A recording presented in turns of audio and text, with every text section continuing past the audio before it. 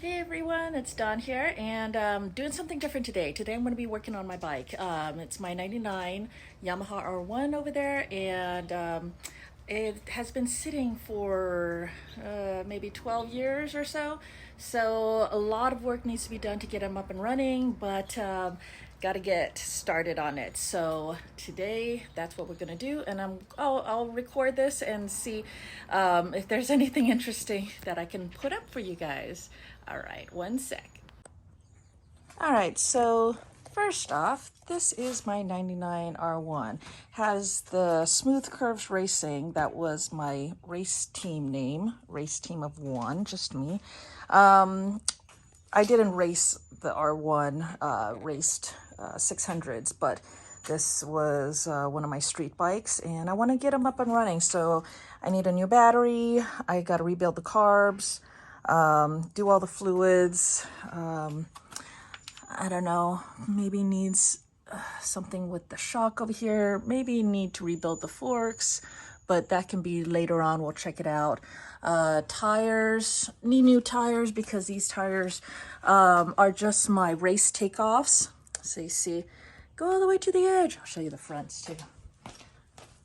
So after racing, these tires are no good for racing, but still have plenty of tread for the street. But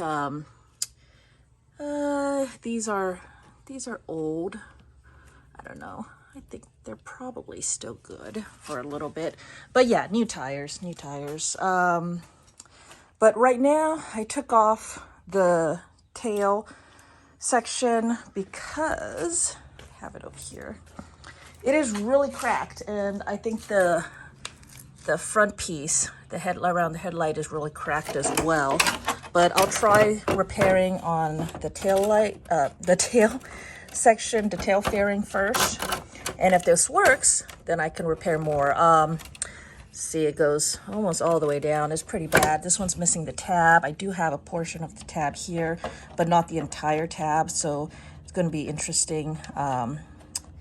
I mean, this isn't structural, so it just needs to hold a little bit, but I don't know, the damage is pretty extensive, but we'll see how it goes.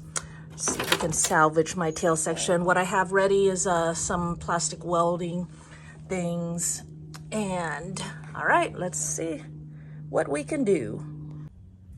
All right, so I got a couple of the staples in already. I am using the 0.8 millimeter wave staples.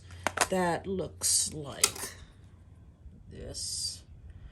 So plastic welding gun with the staple on it.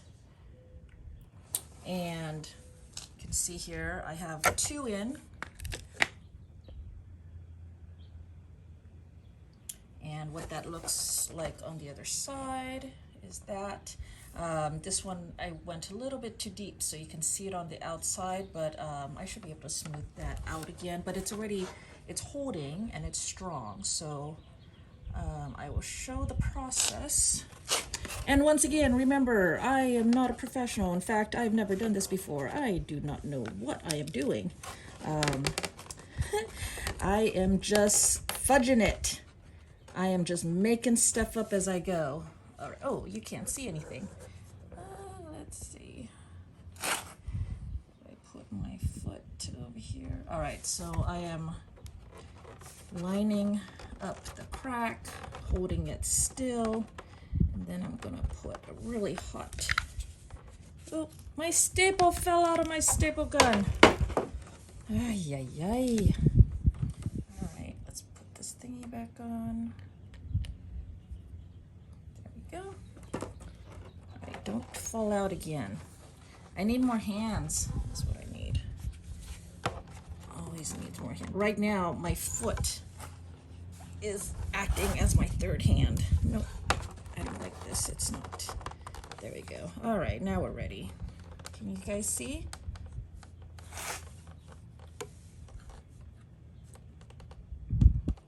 Okay, I'm gonna go right here. Hold down the trigger. I'm gonna do little bursts because it is way too easy to go too deep. And now I know what too deep is. So it seems like if I bury the metal into the plastic, then it's too deep.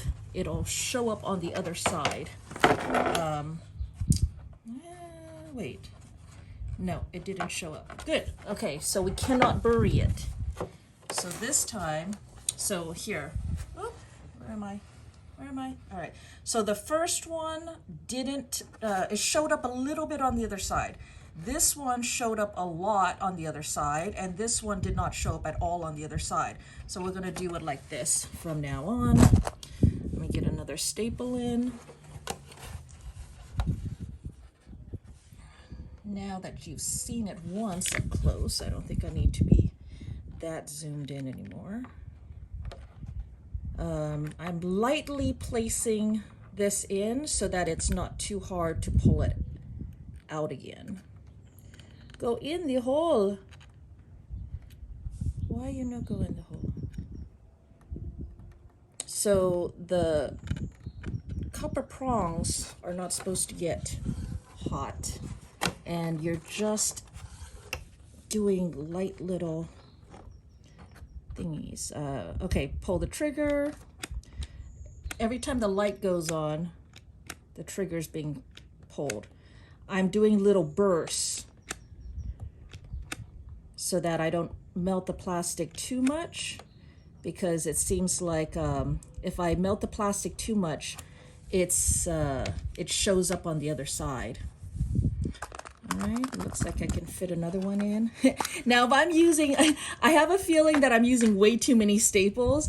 I have a feeling that like professionals would be like, you don't need that many staples. But I don't care because I don't know what I'm doing anyways. And if I feel like using all these staples, I'm going to use all these staples. All right, this one, actually, let's have this one go all the way up here. All right, right there. Melting, melting.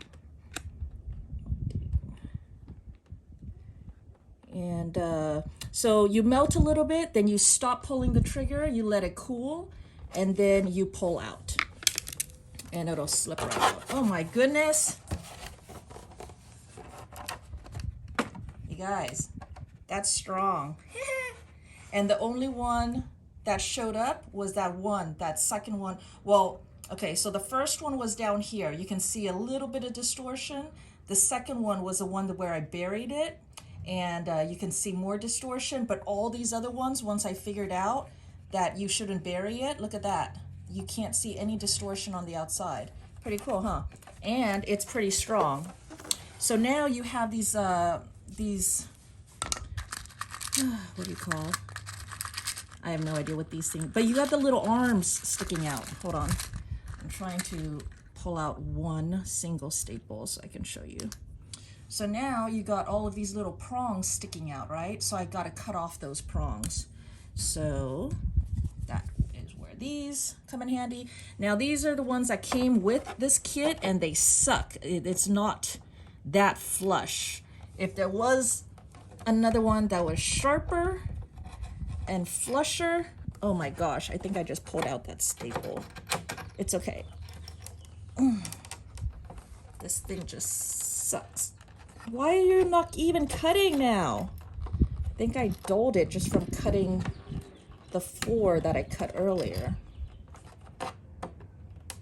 All right, I might have to go see if I have better cutters somewhere, because these aren't cutting at all right now. All right, I'll be back.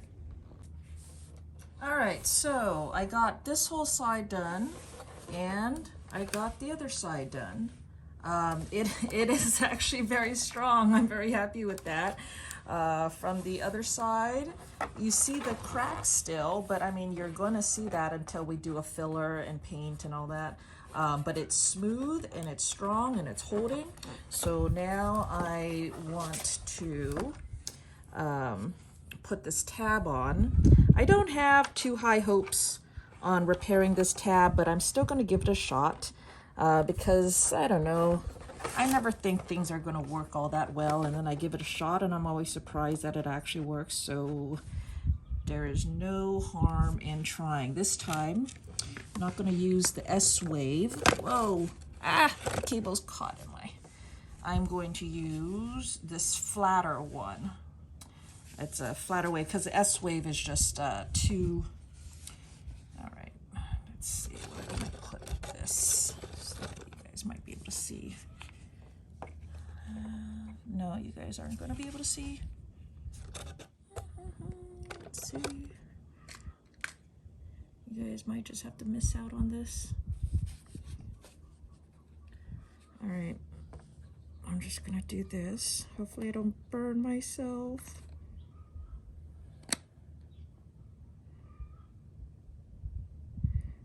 I don't think that's a go. I don't know.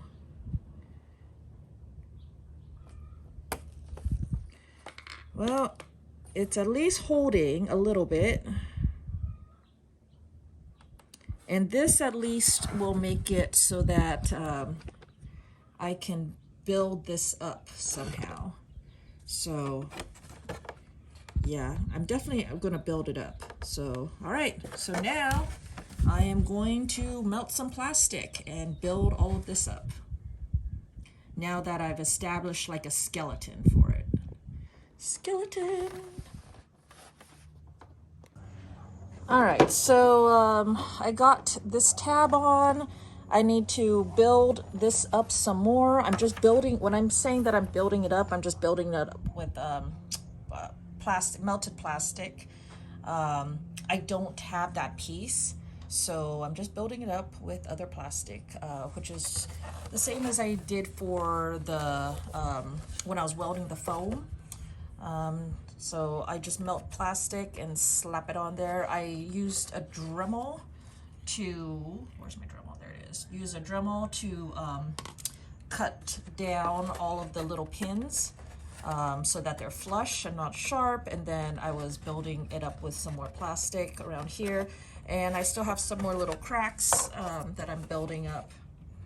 But that's just to lend it some more strength. It looks horrible, but functionally, I mean, it is, functionally, it's strong, so I'm happy about that. I built this side up. This is gonna get covered up by the seat, the rear seat anyway, so that's not a problem. I'm not gonna worry about making the outside look pretty. I don't know, I'm lazy. I'm too lazy to do that. And two, I kind of like having, I kind of like having ugly things so that it's not so, like people don't want to steal it as much because it's so ugly. All right, so what can I do here? I wanted to show you how I melt the plastic because last time people were asking. Let's see if I do it like this. Can you see? Because I want to, nope. All right. Well, you see what you see. Right here. This part, I'm going to build up some. All right, so I take my hot knife over here. This is just a piece of random piece of plastic that I kept for this purpose.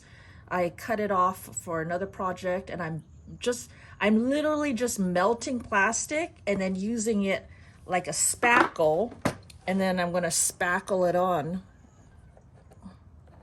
to where I want, and then I smooth it out.